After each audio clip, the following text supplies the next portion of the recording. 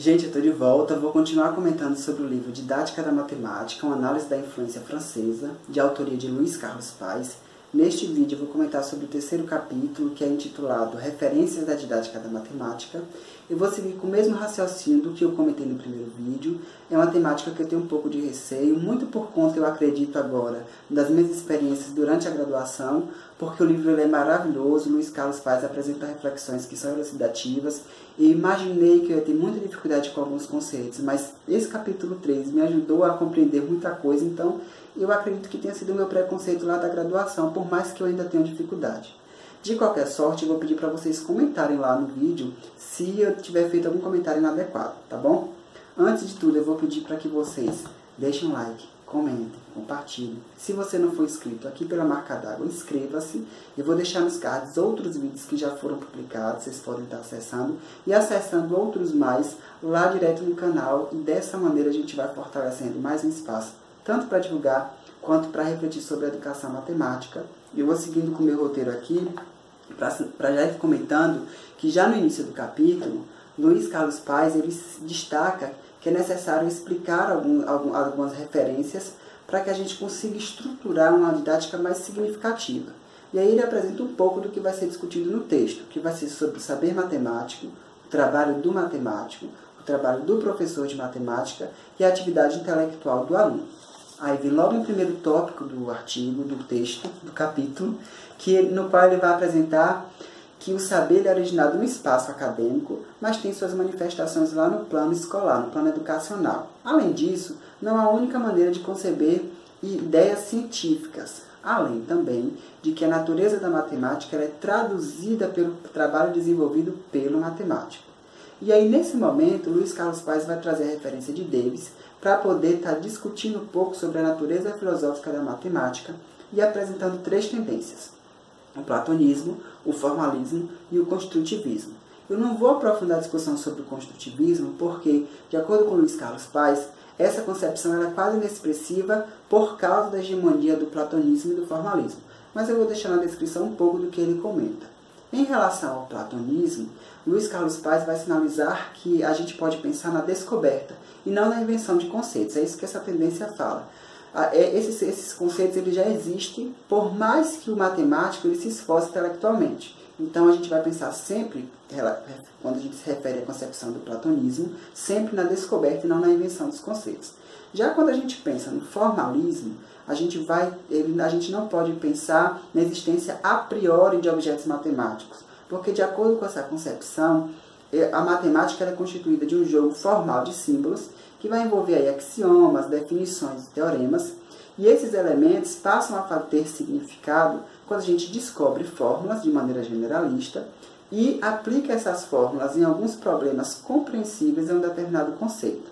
Então são duas concepções que, de acordo com Luiz Carlos Paes, são forças extremas, contraditórias e predominantes do espaço acadêmico. Além disso, Luiz Carlos Paes vai sinalizar que na prática escolar não é interessante adotar apenas uma dessas concepções. A gente tem que buscar um equilíbrio entre essas duas. Aí Luiz Carlos Paes vai fazer uma conexão com a discussão de demonstração e a relação da demonstração com o plano escolar. De acordo com o autor, a demonstração, o saber matemático, ele é formado por questões objetivas, abstratas e gerais. Mas a gente não pode negar a intermediação da subjetividade e da particularidade da atividade humana no processo da elaboração do conceito matemático. O que é que acontece? O matemático, ao estar levando em consideração esse rigor matemático relacionado à abstração, generalidade e objetividade, ele vai também levar a questões subjetivas, particulares, para estar descobrindo novas ideias. Só que essas ideias elas precisam ser sintetizadas, e são geralmente sintetizadas por meio da demonstração, no sentido de estar validando esse saber matemático diante dos pares. O que Carlos Paes sinaliza é que, geralmente, o matemático, ao estar apresentando essa demonstração, algumas partes eles julgam desnecessárias e acabam eliminando essas partes da demonstração, além de não comentar algumas operações e também de não estar revelando algumas operações. Por causa disso, Luiz Carlos Paes acredita que não seja adequado apresentar esse saber dessa maneira no contexto escolar. É nesse momento que ele faz o link com o trabalho do professor de matemática, quando ele vai falar que o professor de matemática tem um desafio de realizar uma atividade contrária do pesquisador, contrária do matemático, quando eu falei agora da demonstração, que é no sentido de, se por um lado o matemático ele suprime, elimina algumas informações, não apresenta algumas operações, o professor de matemática ele precisa recontextualizar esse saber matemático de maneira que passe a fazer sentido para o aluno. Então é um trabalho completamente inverso, que é o que ele fala. E aí ele vai aproveitar esse link para discutir um pouco sobre a epistemologia do professor. Nesse momento, Luiz Carlos Paes vai falar um pouco de epistemologia no geral, não vou comentar tanto, e vai falar sobre a epistemologia da matemática, que na íntegra é constituída pelo estudo da evolução de seus conceitos. E aí entra para poder falar sobre a epistemologia do professor. O que é que acontece? Luiz Carlos Paes vai falar que na epistemologia do professor a gente não pode considerar só a evolução dos conceitos matemáticos, restringindo para o que a gente está discutindo aqui. A gente precisa levar em consideração também as questões pedagógicas relacionadas à disciplina com a qual o professor trabalha.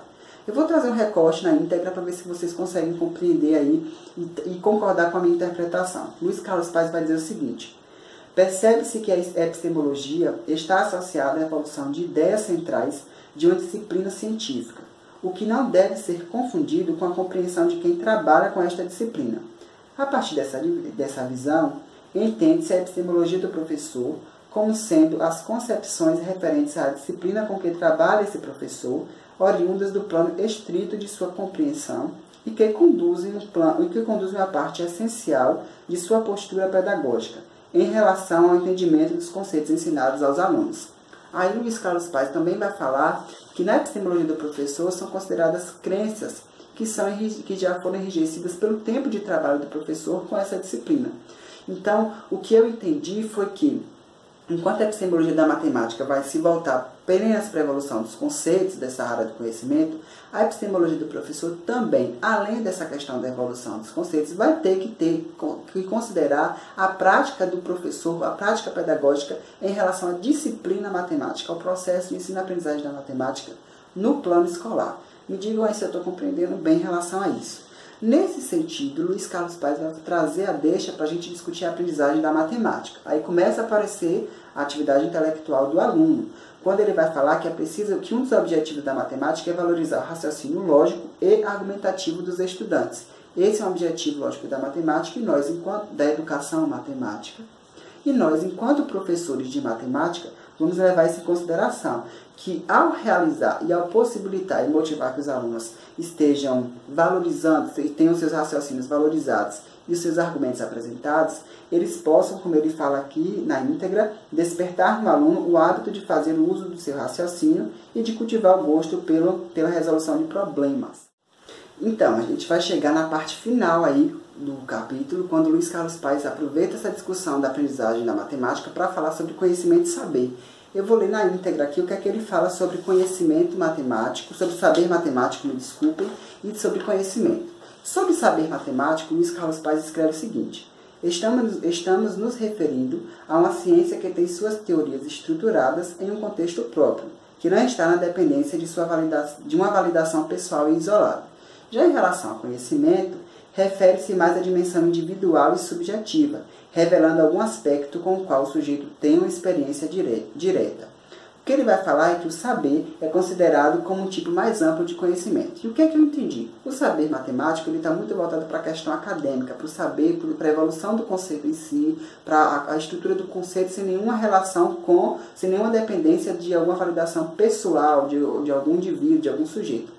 Já o conhecimento é um processo mais individual, que vai estar relacionado com o cognitivo. Inclusive, o autor escreve isso. É individual porque cada um vai construir o conhecimento à sua maneira, no seu tempo. E a ideia, pelo que eu entendi, é partir do conhecimento para tentar alcançar o saber, de compreender esse saber como um todo.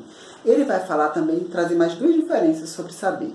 O saber vai estar relacionado com o plano histórico da produção de uma determinada disciplina, né? E já o conhecimento vai estar relacionado, como eu falei, com o processo cognitivo, muito porque é individual, cada um vai construir o seu tempo. Então pode haver uma diferença, o meu conhecimento relacionado a algum conceito pode ser diferente de um outro colega, por mais semelhanças que a gente possa encontrar. Mas o saber em si, ele independe de qualquer validação direta de uma pessoa. Foi isso que eu entendi, porque está muito voltado para a questão acadêmica. É isso que é apresentado no capítulo 3. Eu espero que eu tenha apresentado aí uma interpretação que seja coerente. E vou pedir para que vocês estejam aguardando aí que eu vou estar lendo com fé em Jesus os próximos capítulos. E é isso. Até a próxima. E valeu por acompanhar o vídeo até aqui.